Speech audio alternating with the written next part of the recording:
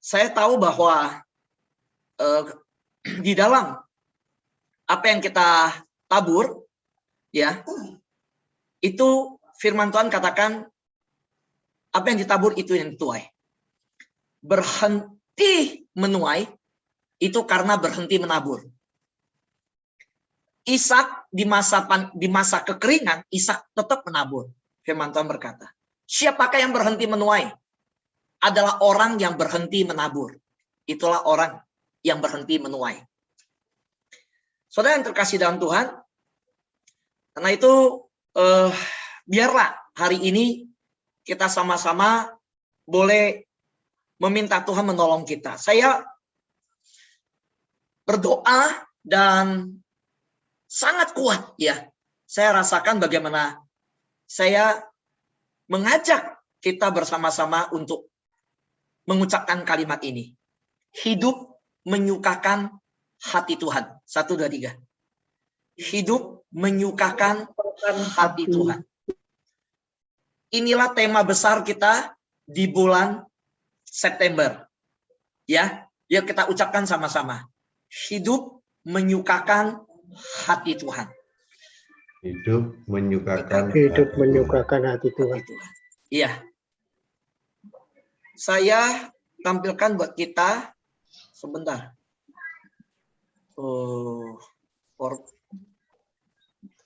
Poin saya, ya. Di dalam share screen ini, sebentar ya. Sudah bisa lihat share screen saya? Share screen saya, sebentar. Ada 2 share screen. Sebentar. Bukan yang ini.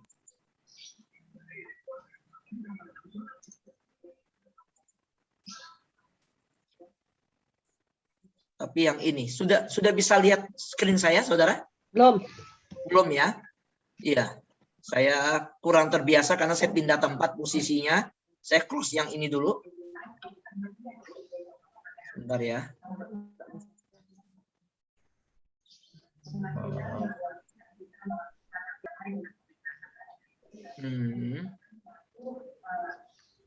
Saya share screen dulu.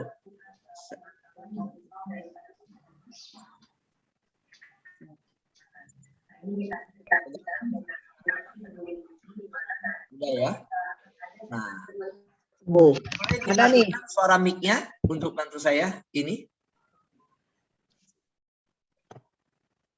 Ya Pak Fu, sudah keluar nih Pastor. Sudah ada.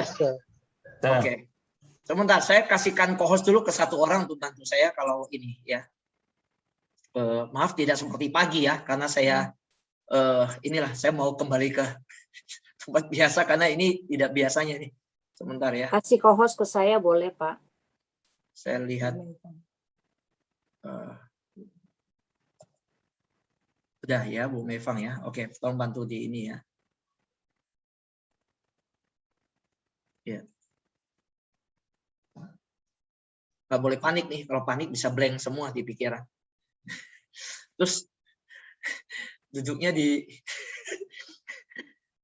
sebentar ya. Oke. Ya. Di dalam Kejadian pasal 5 ayat 21 dan 24 yang jadi tuntunan firman Tuhan untuk kita. Setelah Henokh hidup 65 tahun, Henokh memperanakan Metusala. Dan Henokh hidup bergaul dengan Allah selama 300 tahun lagi.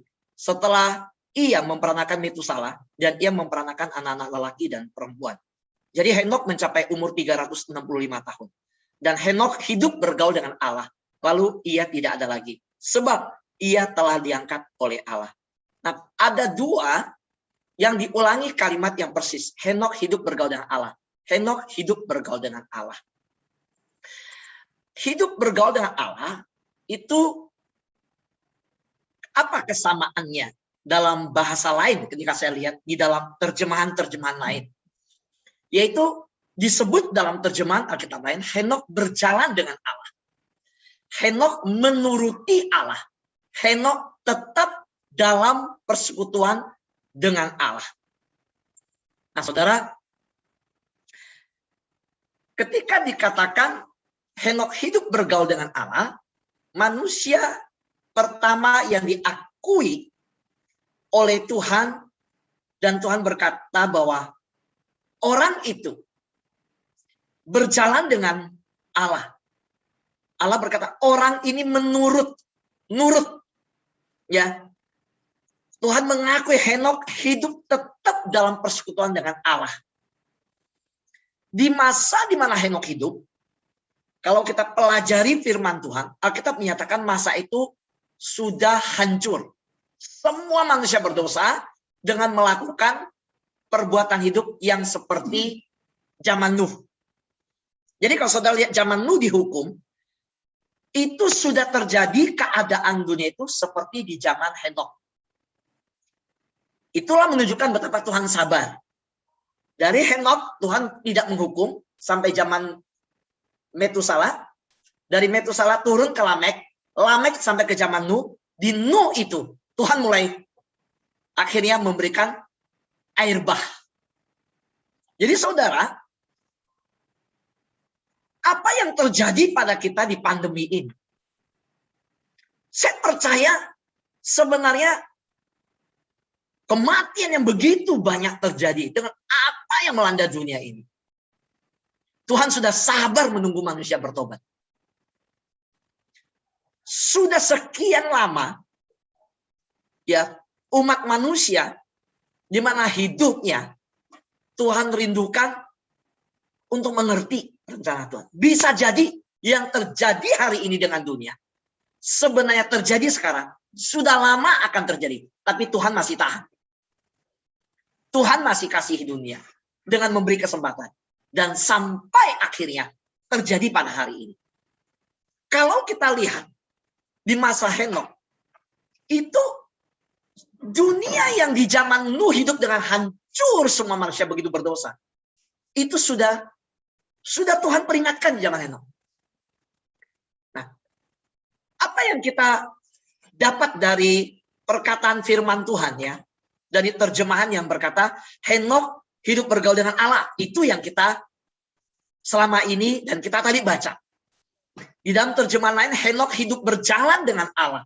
Hidup bergaul dengan Allah itu arti lain juga disebut berjalan dengan Allah. Juga disebut Henokh hidup menuruti Allah. Di mana di zaman itu orang sudah tidak menurut sama Allah, Henokh hidup menuruti Allah. Itu arti hidup bergaul dengan Allah.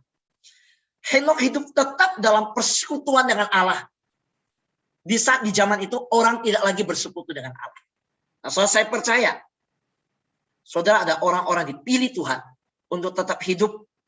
Kita mau hidup berjalan dengan Allah, menuruti Allah, hidup tetap bersekutu dengan Allah. Yang Tuhan sudah kasihkan kita ini, komunitas sahabat doa. Amin, saudara. Ya. Nah, firman Tuhan ini, tadi saya sudah mulai rekam, tapi saya tidak buka ke umum dulu. Ini saya udah private. Saya berharap saudara kalau ada bolpen atau ada yang ngikutnya dengan laptop tapi dengan tetap bisa pegang handphone, so boleh catat. Nanti poin-poin ini saya kasihkan sehingga 1 bulan ini kita terus ulang, ya firman Tuhan yang kita boleh ikutin sama-sama pada hari ini. Nah, kalau kita lihat bahwa di Ibrani pasal 11 ayat 5 dikatakan karena iman Henokh terangkat supaya ia tidak mengalami kematian dan ia tidak ditemukan karena Allah telah mengangkatnya. Sebab sebelum ia terangkat, ia memperoleh kesaksian bahwa ia berkenan kepada Allah. Kita tahu bahwa Alkitab di Ibrani pasal 11 ayat 5 berkata Henokh tidak berkenan kepada Allah. Karena itu dia tidak mengalami kematian. Saudara, kejadian sebelum Henokh, manusia di Taman Eden, Tuhan sudah nyatakan kalau makan buah itu mati. Kematian rohani, kematian jasmani, dan kematian kekal. Adam dan Hawa tidak langsung mati jasmani, tetapi mati rohani, putus hubungan dengan Allah, dan diikuti oleh kematian jasmani. Tuhan nyatakan jalan keluar bagi orang yang berjalan sama Allah, menuruti Allah, tetap hidup dalam persekutuan Allah, bergaul dengan Allah. Henok tidak mengalami kematian. Saudara masih ingat firman Tuhan? Roma, nih teman-teman, semua ada hamba Tuhan di sini. Upah dosa apa? Maut. Tapi coba lihat betapa dahsyatnya jawaban dari Alkitab. Saudara, semua orang takut maut hari-hari ini. Sekarang dunia digemparkan sama maut. Bahkan tadi Pak Daniel bersaksi. Dia melihat roh maut. Nah, kesaksian Pak Daniel itu sebelumnya teman saya kena COVID di Belanda. Dia sharing. Dia alami berjumpa dengan roh maut. Tapi iblis besar juga menyambar jadi malaikat terang. Setelah roh maut itu ditengking, dia datang lagi. Dan di dalam kondisi kritis, keluarganya bilang dia kritis karena udah pasang ventilator. Apa yang dia lihat? Itu sosok pribadi yang tidak menyeramkan, beda dengan yang dia tengking. Dan itu bahasanya apa? Bahasanya begini. Tuhan sudah berkenan kepada pelayananmu. Kamu sudah cukup berlelah dalam pelayanan. Tuhan sudah melihat semua yang kamu layani. Kamu sudah boleh pulang. Kamu sudah boleh. Bahasanya begitu. Tapi dia nggak ada damai. Wah, Roh Kudus di dalam keadaan dia koma, tapi hati dan otak dia tengking itu dalam nama Yesus. Dan ternyata benar. Itu bukan utusan Tuhan. Bahasanya, kamu sudah selesaikan pelayanan. Kamu sudah berjeri lelah. Kamu sudah boleh pulang. Waktu dia tengking. Wah, saudara. Roh itu pergi. Dan di situ dia mengalami saturasi oksigen baik, kondisi baik. Dan sejak saat itu, dia pulih. Nah, saudara, peperangan rohani ketika di ICU itu dia ceritakan ke saya. Waktu Pak Daniel sampaikan. Saya bilang, puji Tuhan. Ditengking. Karena teman saya di Belanda ngalamin, bahkan iblis itu menipu, menyamar jadi malaikat terang. Dan pakai bahasa. Bayangkan saudara, sudah kondisi tidak bisa apa-apa. Lalu disampaikan kalimat, kamu udah berjadi lelah. Kamu udah pelayanan rajin, udah nih, boleh pulang. Kalau dia jawab boleh hari itu, iya saya pulang, selesai. Saudara, saya percaya Pak Daniel, ya, Pak Daniel, Tuhan mau pakai Pak Daniel lebih lagi. Ya, jadi tetap tekun, ya, hidup berjalan dengan Allah. Kita semua lihat Pak Daniel ini sebuah hidup yang bonus nih. Ini hidup kedua nih Pak Daniel. Jadi kalau udah dikasih hidup yang kedua, apa yang Tuhan mau? Yaitu hidup menyukakan hati Allah. Ya.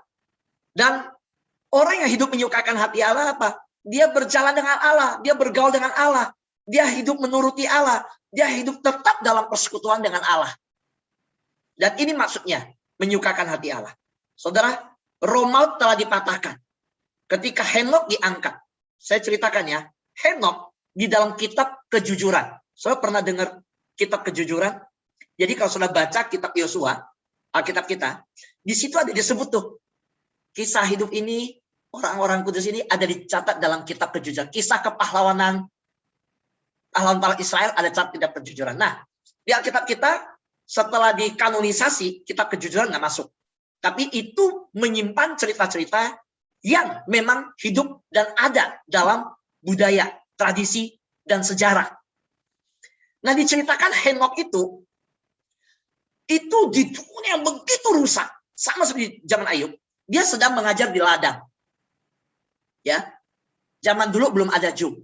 Kalau sudah ada Zoom, Henok pakai Zoom. Begini. Ya, belum ada YouTube. Jadi di ladang. Saudara kan tahu kan, kalau dulu zaman Sence, Kongfuce, Lause kan begitu kan. Yesus juga kan di gunung ini. Jadi di ladang, murid-murid duduk.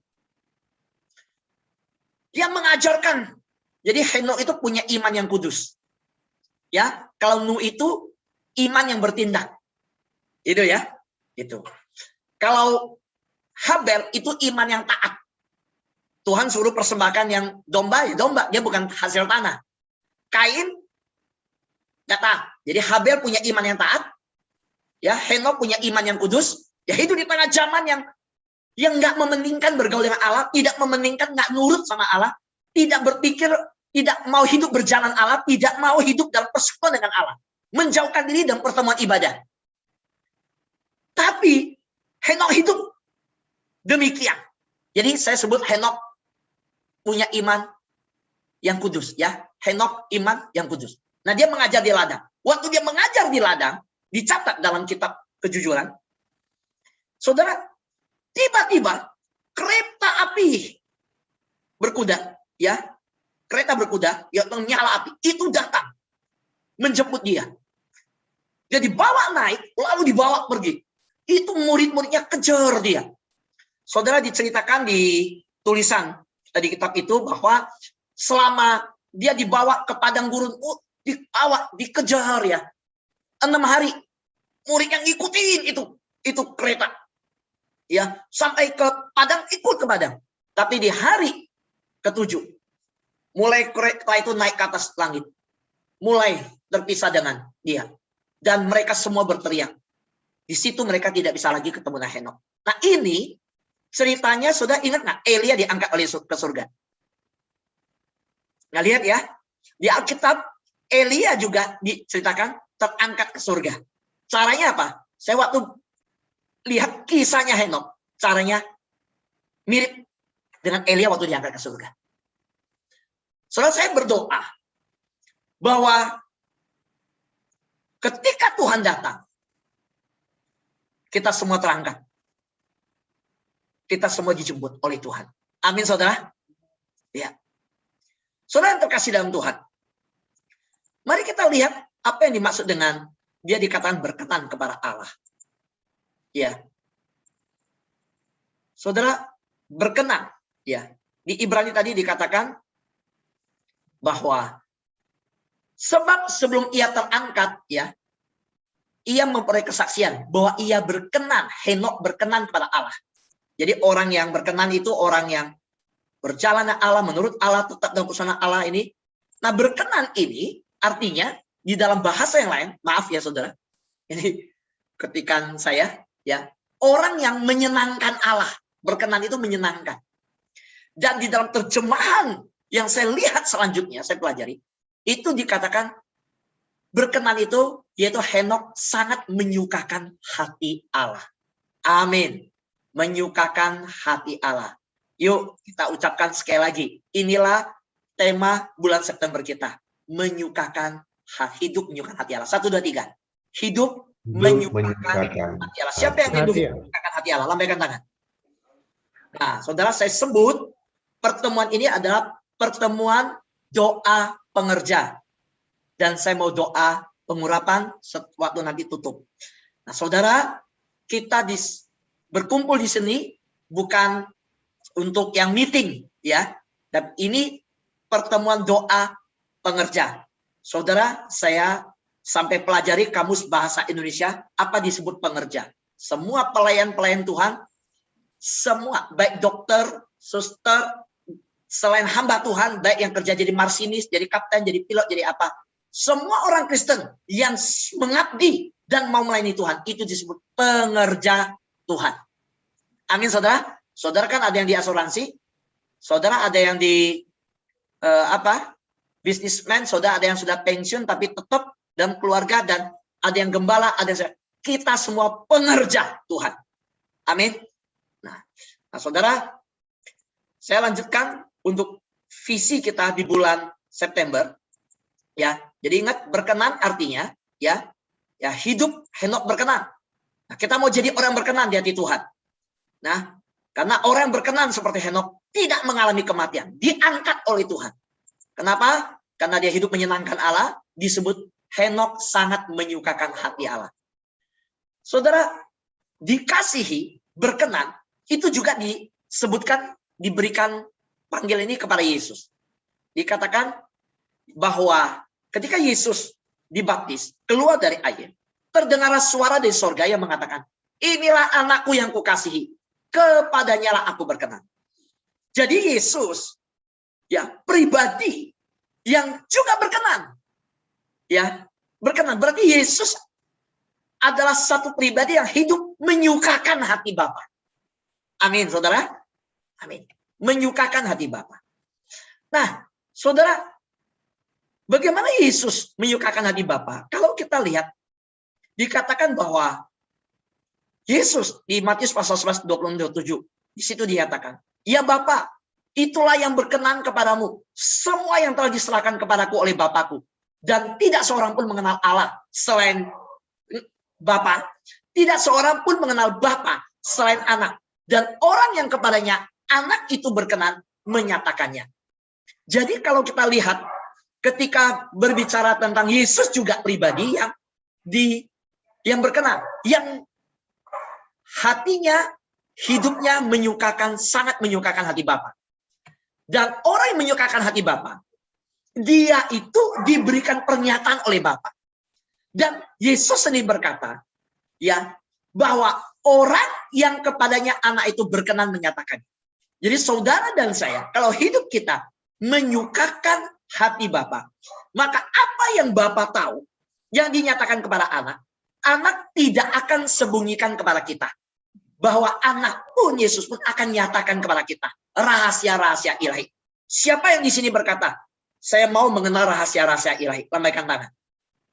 Amin. Ya. Saudara jangan lagi hidup di level biasa-biasa. Ingat, saudara dan saya harus masuk ke level pengertian ilahi. Hidup level yang berbeda. Ini sudah zaman yang berbeda.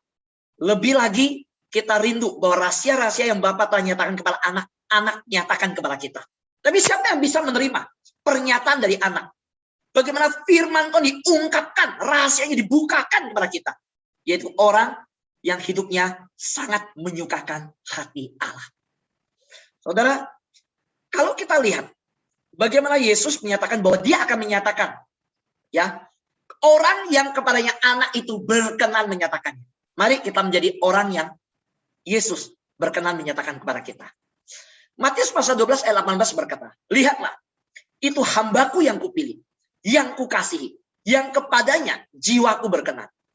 Aku akan menaruh rohku ke atasnya, dan ia akan memaklukkan hukum kepada bangsa-bangsa. Saudara tahu, orang yang hidupnya sangat menyukakan hati Allah, maka dikatakan dalam Matius 12, aku akan menaruh rohku ke atasnya.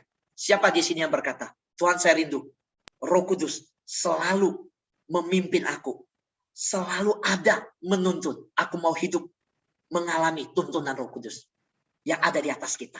Lambaikan tangan.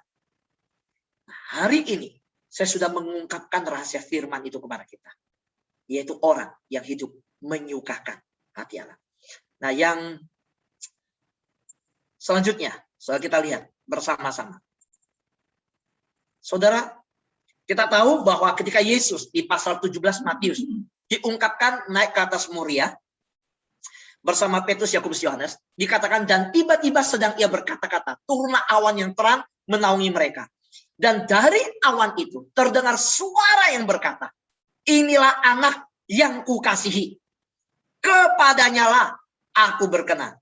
Saudara lihat pola kalimatnya persis sama dengan waktu Yesus keluar dari air waktu dibaptis. Inilah anak yang kukasihi, kepadanyalah aku berkenan. Di sini juga dikatakan, inilah anak yang kukasihi, kepadanyalah aku berkenan.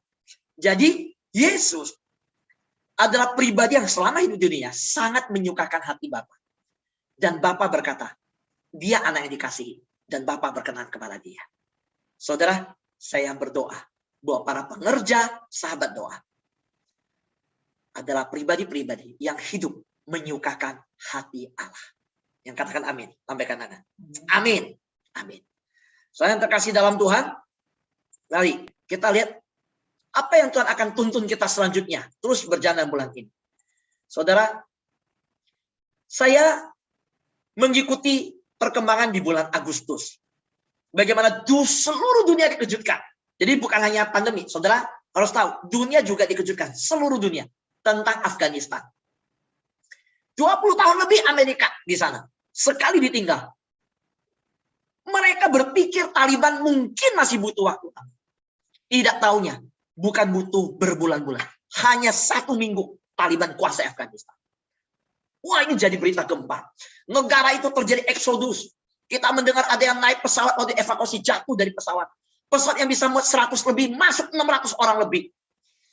Terus saya jadi ingat satu buku yang menulis, itu Seni Perang dari Sun Tzu. Dikatakan di situ, biaya tidak mengenal musuh, ya. Jika Anda mengenal musuh dan mengenal diri sendiri, Anda tidak perlu takut akan hasil dari 100 pertempuran. Jika Anda mengenal diri sendiri, tetapi tidak mengenal musuh, untuk setiap kemenangan yang diperoleh Anda, juga Anda akan menderita kekalahan. Dan jika Anda tidak mengenal musuh atau diri Anda sendiri, Anda juga nggak kenal. Nggak tahu kekuatan musuh, kekuatan diri. Anda akan menyerah dalam setiap pertempuran. Saudara, Pak Daniel tadi. Pak Daniel sampaikan kan, saya tidak persiapkan dia bicara hari ini. Betul Pak Daniel? Tapi Tuhan gerakkan hati saya. Saudara lihat, saya panggilnya Pak James yang mimpin. Saya mintanya Bu Juni yang memimpin. Tapi saya tidak minta Bu Lois yang bicara tadi. Sebagai pemimpin WL semua. Saya minta Pak Daniel. Soalnya di situ, saya dengar ya, Pak Daniel bilang, hidup kita ini dalam dimensi ilahi, perkara-perkara, itu peperangan rohani. Aduh, Pak Fu saya repot, Pak Fu saya sibuk, ketemunya jam 4 sore lagi. Aduh, saya di gereja udah pengerja, di sini pengerja. Nggak apa-apa saudara. Kalau saudara sibuk, saudara sampaikan ke saya. Saudara masih bisa mundur. Saya mau yang bersama saya dalam pasukan ini adalah orang-orang yang tahu bahwa ini peperangan rohani. Tapi saya percaya dan saya berharap Anda nggak mundur. Tapi jangan karena terpaksa Anda sungkan nama saya, jangan. Jangan saudara. Karena mau rantai sepeda begini semua. Satu biji ada yang lemah, tak patah. Itu bukan rantai namanya, itu rantai putus. Nggak bisa jalankan sepeda. Padahal semuanya kuat. Semuanya kuat. Rantai kan banyak ya. Begini semua. Tapi satu aja rapuh. Tek, putus semua. Nah saudara, tiba-tiba Tuhan taruhkan di hati Pak James telepon saya. Pak Fu, padahal saya sudah dapat dari Tuhan. Tapi saya tidak mau sampaikan dulu. Karena ini permintaan doa untuk pribadi. Saya merasa tidak layak. Saya udah mengalami pertempuran rohani. Oh saya bilang Tuhan nggak bisa nih. Saya butuh penopang doa nih. Nih sahabat doa sadar nggak ya Pak Fu perlu didukung doa? Ini tahu nggak ya keluarga saya butuh ditopang doa? Karena tiap hari nih medan peperangan rohani ini ya kan. Saya minta firman. Oh saya minta. Oh tapi saya nggak boleh ngomong. Saya tidak boleh minta untuk doa begitu. Saya harus berdoa untuk konfirmasi. Pak James telepon.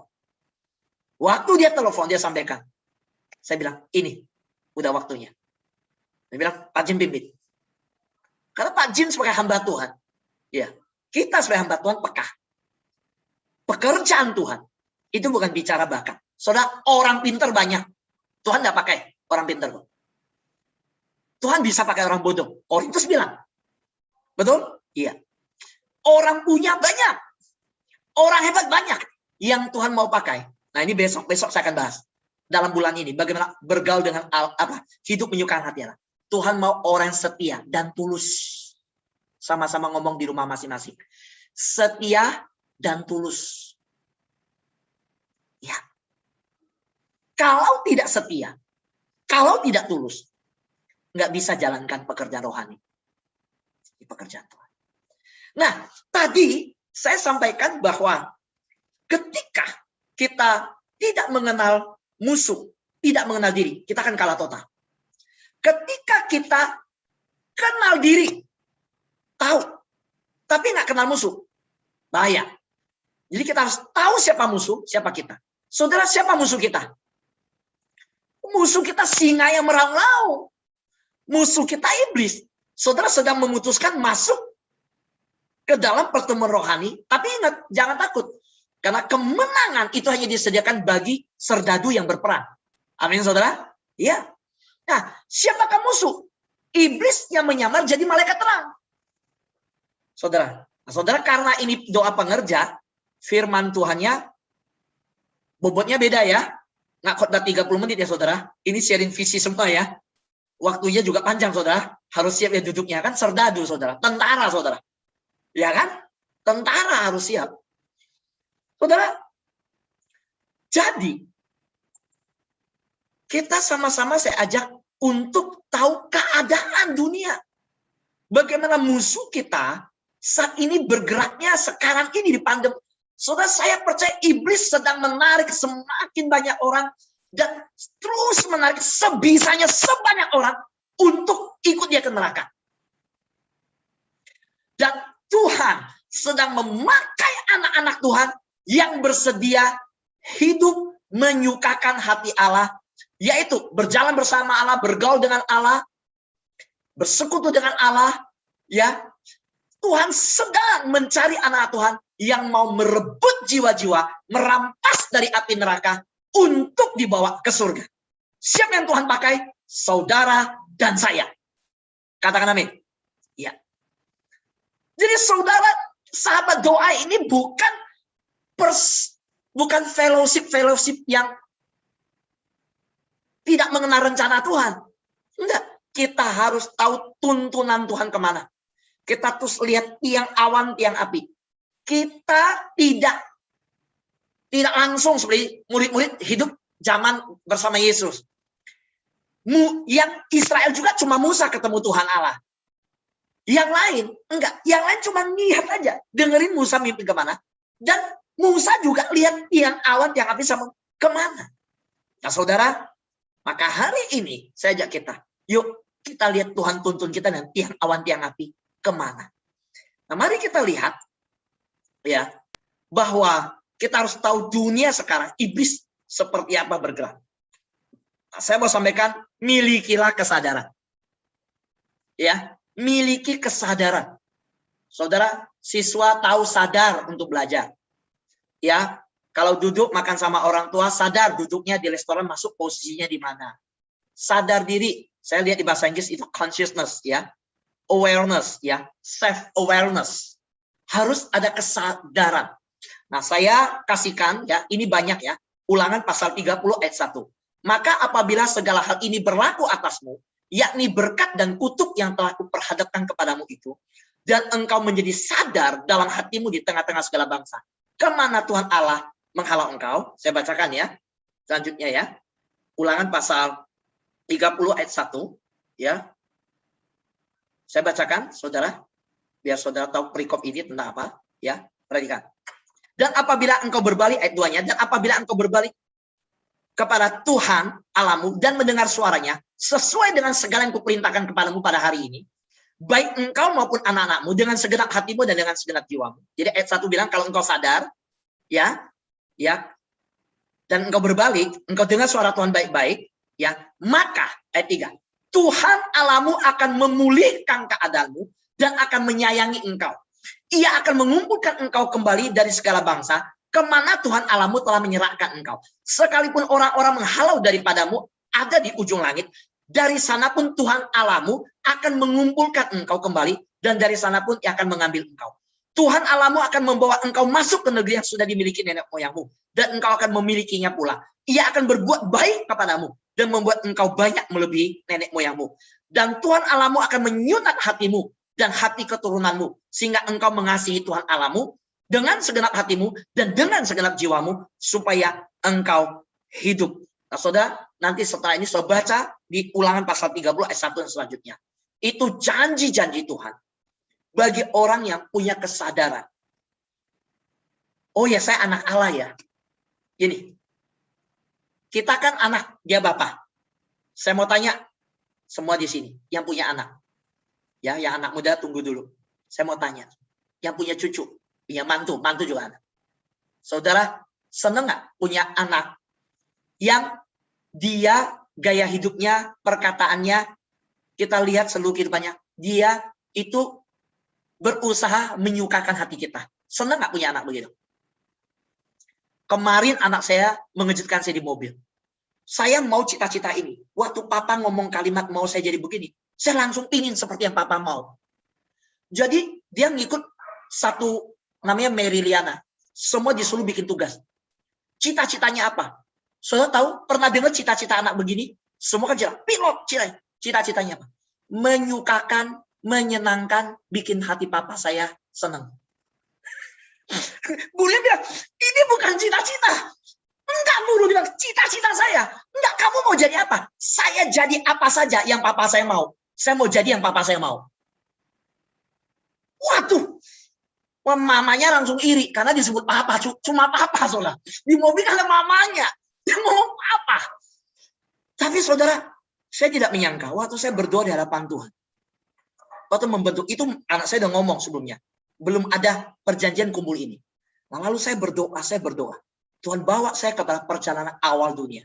Ada satu pribadi yang hidupnya menyukakan hati Allah dan dia tidak mengalami kematian. Kutuk kematian Taman Eden. Upah dosa adalah maut. Tuhan nyatakan, kalau kamu hidup menyukakan saya akan angkat kamu hidup-hidup. Siapa yang rindu bahwa kita tidak mengalami kematian? Bahkan semasa kita hidup, Tuhan datang dan menjemput kita. Amin, saudara. Amin. Saudara yang terkasih dalam Tuhan, mari kita lihat bersama-sama. Ya, saya dengan segera ya, biar ini saya besok bahas lebih rinci ya, karena saudara kita waktunya udah ini. Kesadaran. Ya, yuk jadi anak. Ya, kita miliki kesadaran. Nah, dan dalam bulan ini, dalam kesadaran kita menyukakan hati Bapa, Tuhan mau kita menyanyikan kebaikan Tuhan sepanjang umur hidup kita. Nah, saudara, yang kedua, tidak meninggalkan pertemuan doa fajar. Yang ketiga, hidup mengucap syukur, bersyukur. Dan keempat, hidup bergantung sama Tuhan. Saudara bertanya, Pak Fu, bagaimana saya menyukakan hati Tuhan? Ya, 4 hal ini. Saya nggak tahu, yang ini Tuhan taruh di hati saya selama bulan ini. Dan terjadi. Setelah saya siapin firman, semua udah beres. Ya, tadi siang, saya punya suatu pemikiran. Saya telepon Pak Philip. Pak Philip ada di sini. Jadi semua saudara, ini nggak dirancang manusia. Saya tahu ini cara Tuhan. Bisa-bisanya lagu saya tertunda. Kan saya ada cerita soal lagu. Masih ingat nggak? Yang harusnya keluar. Saya tahu nggak apa yang Tuhan tahu di hati? Saya telepon Pak Philip. Pak Philip, begini deh. Semua sahabat doa suruh rekam, ya, buka video, handphonenya begini, namanya landscape. Lalu dia pencet kamera, yang video, yang rekam, bukan foto, pencet kamera, dia diam lihat kamera, lalu tersenyum. Nah, senyum itu kirimin ke Pak Philip. Nah, ini kan saudara nggak tahu kan maksudnya apa? Begini. Jadi semua senyuman kita yang menghadap itu akan dibikin jadi video klip. Semua sahabat doa. Jadi lagu Kasih yang Memerdekakan itu akan memunculkan wajah-wajah semua sahabat doa yang satu persatu tersenyum. Dan lagu itu terus berjalan. Dan ada teksnya, karaoke-nya. Saudara, kalau Tuhan pimpin ya, hebat loh saudara. Semua. Nah, saya tidak sabar video ini selesai. Karena saya mau melihat senyumnya Pak Yongju. Nah, gitu ya. Senyumnya Bu Mimi yang pakai masker di dalam tapi tetap terlihat, kan begitu kan? Senyumnya Pak Andri Akili ya, senyumnya Pak Waluyo, senyum kita semua. Dan setelah ini, ayo, selalu saya menuntut pengerja dulu. Maaf saudara ya, saudara akan harus lebih baik waktu bersama saya dibanding yang lain. Karena memang namanya ya Petrus, Yohanes, Yakobus harus lebih baik waktu dengan Yesus, betul kan? Nah saudara harus mulai kita selalu jadi contoh, kita jadi teladan. Kalau nggak bisa jadi teladan, nggak bisa. Ya, nah saudara, nanti setelah ini rekam, kirim ke Pak Philip. Semuanya kirim ya, wajah kita yang tersenyum ya. Kameranya begini. Nah, jadi bulan ini, saya ajak kita bersama-sama hidup dalam menyanyikan kebaikan Tuhan sepanjang umur hidup. Ya, jadi dimulai dari, ternyata ada lagunya, di launching begitu juga ya. Kedua, tidak meninggalkan pertemuan doa. Hidup mengucap syukur. Bergantung sama Tuhan. Mengandalkan Tuhan. Inilah keempat hal yang Tuhan pesankan di bulan September. Hidup menyukakan hati Tuhan. Saudara, saya tutup. Saya bacakan ayat ini. Ya. Sebaliknya, karena Allah telah menganggap kami layak untuk mempercayakan Injil kepada kami. Karena itulah kami berbicara. Bukan untuk menyukakan manusia. Melainkan untuk menyukakan hati yang menguji. Menyukakan Allah yang menguji hati kita. Karena kami tidak pernah bermulut manis. Hal itu kami ketahui. Dan tidak pernah mempunyai maksud loba yang tersembunyi. Allah adalah saksi. Juga tidak pernah kami mencari pujian dari manusia. Baik dari kamu maupun dari dari orang-orang lain. Sekalipun kami dapat berbuat demikian. Sebagai rasul-rasul Kristus. Tetapi kami berlaku ramah di antara kamu. Sama seperti seorang ibu mengasuh dan merawati anaknya. Demikianlah kami dalam kasih sayang yang besar akan kamu. Bukan saja rela membagi Injil Allah dengan kamu. Tetapi juga hidup kami sendiri dengan kamu. Karena kamu telah kami kasihi. Saudara, saya mengasihi saudara semua. Jadi saudara mungkin merasa banyak waktu yang terambil. Nggak mudah jadi pengerja bersama Paulus sahabat doa. Tapi saya rindu. Perjalanan hidup rohani saya. Saudara yuk berjalan dengan sama saya. Kita lihat bagaimana mujizat dan kuasa Tuhan akan begitu nyata dan keluargamu. Pandemi boleh terjadi. Soalnya Tuhan tidak akan membiarkan apapun yang merenggut hidup kita, menyentuh kita. Ya, Tuhan justru akan membalikkan. Di masa pandemi ini, kita akan disertai dengan penyertaan yang luar biasa. Seperti Henokh yang mengalami penyertaan Tuhan. Amin. Tuhan berkati kita semuanya.